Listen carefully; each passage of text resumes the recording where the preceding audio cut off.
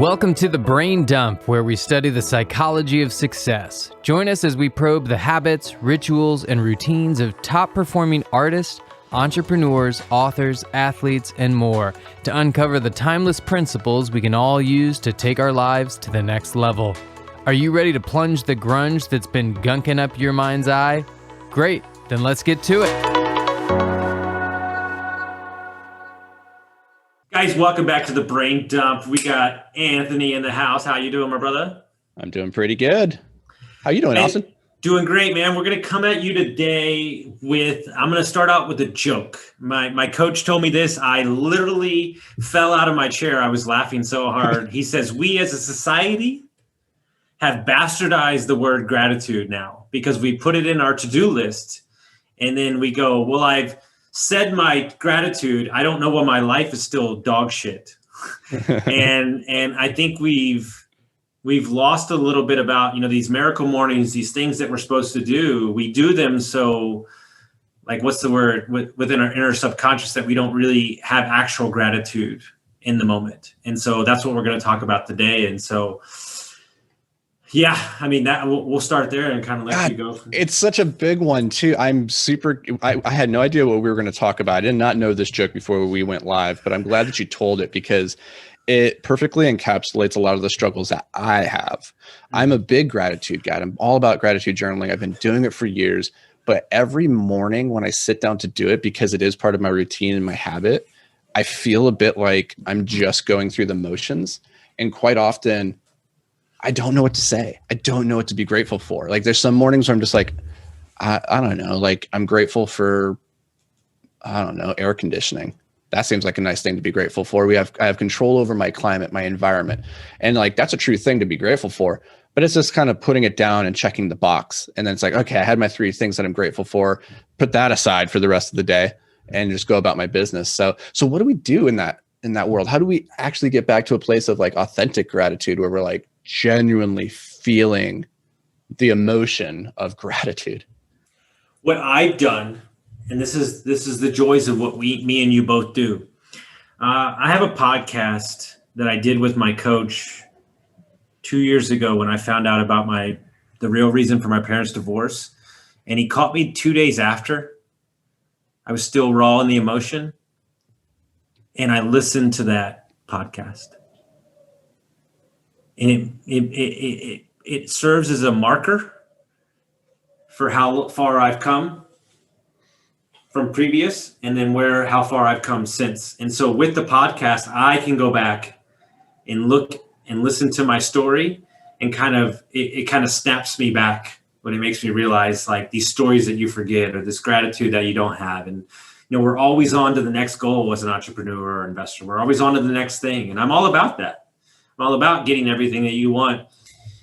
But I mean, truly to understand that everything is at your disposal, and understand that you need to be grateful to even be having the conversations, whether or not you lose out on a deal or everything like that, is kind of where I live.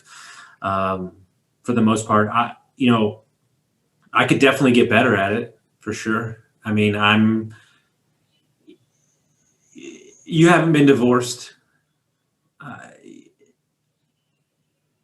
It's a really hard concept to wrap your head around. I had these properties. I built this life. I deemed myself successful.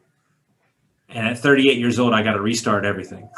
And so you have a lot of conversations saying, I didn't know that I was going to rebuild my life at 38. But here's the kicker. I'm also indicating in that conversation that my life at 38 was something special or something. When I was actually fucking miserable. So on what context does it even fucking matter if I'm rebuilding?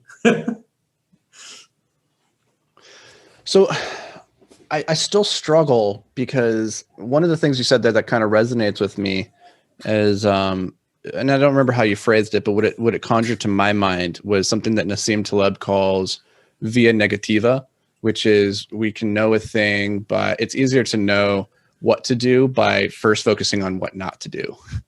Because sometimes it's like, okay, you want to get healthy, or you want to be wealthy. Okay, well, what do I do to do that? Well, I don't know what I'm supposed to do, but I could figure out pretty quickly what not to do. Like that seems like a pretty easy thing. I need to stop eating badly. I need to stop sitting around. Like, and so we can figure things out better quite often by figuring out what not to do. And so when it comes to gratitude, what I think a lot of people are doing right now, what I'm doing right now is not working, in the sense that I'm not feeling deep gratitude.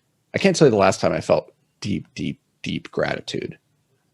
And I don't know how to connect with that. What's the last unit size property y'all closed on? Unit size, 30 units. What was the feeling when you signed the paperwork and you closed the deal?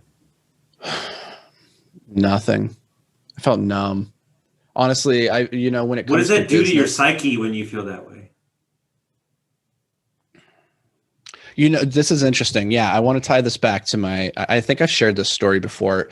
Was this event when I was 13 years old? I won the South Dakota State Chess Championship, and my dad, he dropped me off and he picked me up after the event, and he asked me the question, "How did you do?" I said, "I won." He said, "You were supposed to." And that really tainted, or not tainted, but it really set a trajectory for the rest of my life, where as I do things, I don't sit and celebrate or even wallow if there's a failure. I just look at it as like, I was supposed to do that. LaDainian Tomlinson, I don't know much about football, but he used to this score constantly, this guy. He was a score machine. Yeah. He was a scoring machine, and he would never celebrate. He would just run in there, put the ball down, run back to the line. And he's like, what? It's my job to score. That's what I do. And that's always really resonated with me. And then to find happiness, to find fulfillment in achievement, I've had to find it in the process more so than the outcome. And so every day waking up and writing a book or doing the work that's necessary to raise the money or to find the deal, those are the things that brought me fulfillment. But the actual signing of the paperwork, it just feels like the last box to check on the to-do list. And it felt like the most insignificant one in the grand scheme of things. So I don't know if that answers your question, but that's a little bit of insight into my mind why I don't feel like this grand hurrah at the end. Well, it does, but it also piques my interest for another question. If that's the case, then what is the reason for doing it in the first place? I'm not saying that you obviously, I'm just curious, is it because the meaning of said investment means that you ultimately will have freedom in your life because you have income coming in that allows you to dictate your own terms of your life? Is that where the excitement comes from? No, honestly, it's super interesting with real estate. I think a lot of people get into it because they're interested in the financial freedom aspect. And that's always been the least interesting bit to me. It's really not about that anymore. The two things I've realized that are the most important to me is personal freedom and impact. And so personal freedom being I can go do what I want, when I want, with who I want, where I want. And I've always had that ability. Even before I had money, I would just go get in my van. I would just drive out into the wilderness with a tent. And I spent 200 days a year living under the stars as a professional rock climber. So my means are very low. I can do that. I've always had that freedom. It's just a matter of realizing it. But the other side of impact, it's hard to have impact when you're out in the woods all by yourself. Right? It's hard to make a meaningful impact. And so that's where real estate's really powerful, is I can impact the lives of my residents. I can impact the lives of our employees. I can impact the lives of our investors.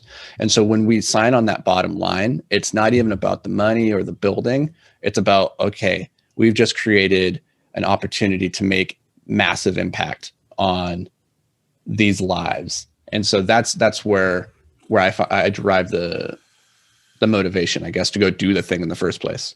It's amazing how the stories keep coming full circle. We had Bruce Peterson on last night to talk to my group, and we got finished with the talk. And then, me and Bruce know each other pretty well. He owns about 1,400 units. We spent about 15 minutes talking about impact of being a landlord and understanding that, Adrian Salazar, my buddy, they have 188 units down here in McAllen. He bought the property, put on a new roof, trimmed some trees. He said he got 40 text messages from the tenants, and they said, "You've done more for the property in a weekend than we've seen in 6 years. Thank you so much. We're going to stay here for another 5 years. We've been here for 10." And somebody said something to me in passing about a month ago, and it's something I take very seriously, and it's made me question all my investments. I said, when you decide to invest in real estate, or you decide to take on an Airbnb project, or you decide to, own a home that you rent out, like, understand that you're taking on the responsibility of a landlord. And as a landlord, I sure as hell hope you would want to be a landlord.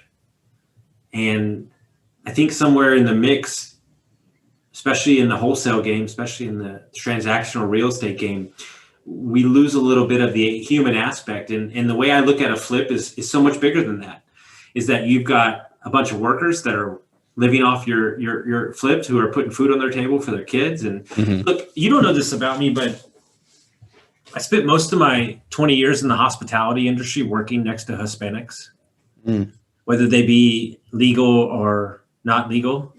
In arms with Hispanics. I have an affiliation for the South America Mexican culture. I will probably move down to South America in the foreseeable future for some part of the year. I take so much of my work ethic from them.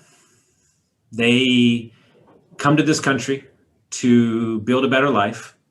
Most of those guys work 7 days a week, 15 hours a day, 2 jobs, and they own about 1,000 acres down in Mexico with, 4 bodegas and 20 trucks, and they're by themselves up here. And I have never once, and I mean this for dead fucking serious, 20 years of my life, I've never once heard them complain, ever. And I've always taken that in my pride with the way I work, is they're building towards something bigger when they can retire and just enjoy their stuff, And so I think, to wrap that all in the gratitude thing, I think we need to take a look at what we're doing and understand that there's far implications past the dollar amounts that we're spending on the money line. Yeah, most definitely within real estate. I think this is a conversation I've been having a lot intentionally on podcasts that I go on in the last couple of weeks. Is you always get the question, how many units do you have, or how many assets under management? It's a dollar amount or it's a unit number. Even you just right there, your question before was like, how many units was your last acquisition? So it's like, we're so ingrained in thinking in those terms. And one of the challenges I'm putting in front of people is like, okay, let's stop thinking about it in terms of units or dollars, and let's start thinking about it in terms of families served. So instead of 30 units, it's 30 families. Like that's what we're doing over here. And so one of the concepts I've been really playing with in my mind over the last couple of weeks is this idea that, I want to maximize my return on life. And I think the way that you do that is measured through the impact that you have on others. And so like thinking about return on karma, return on whatever investment, like no, return on your life. What's the return on your life? And how are you measuring that? And for me, I don't know, like I still struggle with making gratitude too transactional and just a box to check. But I think just by being aware that I'm doing that, I think that's step one. Just becoming aware that it's become a to-do list item and not something that I'm feeling in the way that it's supposed to be felt. ROL. I like it. We're gonna start the movement. I'm gonna post it on my Instagram right after this. Don't you steal this, Austin? No, dude, it's brain dumps. It's the same. Well, I've been thinking about this because I try to write a book every year, and I'm like, this year we're writing Passive Investing Made Simple, and next year I already have it almost done, is Hyper Focused Habits. Okay. But then the next book, it's like, what's that next book? And I have to start percolating on it well before I start writing it. And it feels like there's something to this idea of maximizing a return on life that I really want to dive into. I was on a podcast. You just brought something I forgot. I was on my second podcast ever, maybe second or third. And my buddy asked me, because I was in the hard money space for developers. He said, would you work with somebody that you fucking can't stand? And I said, at some point, you have to ask yourself the question, what's the ROI on your soul? And that's always stuck with me. I had like 10 people reach out to me when I said that statement. They were like, you should make a shirt. And it's the truth. What of your moral values are you putting on the line each day to get a dollar amount or buy a fucking car or a fucking house that nobody gives a fuck about. Mm-hmm. Like, what's the ROI on your soul? That can't be measured, but it's very important. Mm-hmm. And so some of the most important things in life can't be measured. 100%. Mm-hmm. No, I love this conversation, and it's going to continue, but I think we hit it on the head there. Yep, I've gone as far as I can go on this topic, but for you, dear listeners at home, I really want you to be thinking about gratitude. We all know how important it is. We've read the studies, we've heard it over and over. We have to be grateful, show gratitude, but it's not a hack. It's not just a life hack that we use to boost our dopamine and make us happy and make us more productive. And when it falls into, it becomes this to-do list, like that's what we've done. We've bastardized gratitude. So what are you going to do this week to un-bastardize gratitude? That's my challenge to you. I love it. Everybody have a great day. Thank y'all so much, and share this with your friends. Adios.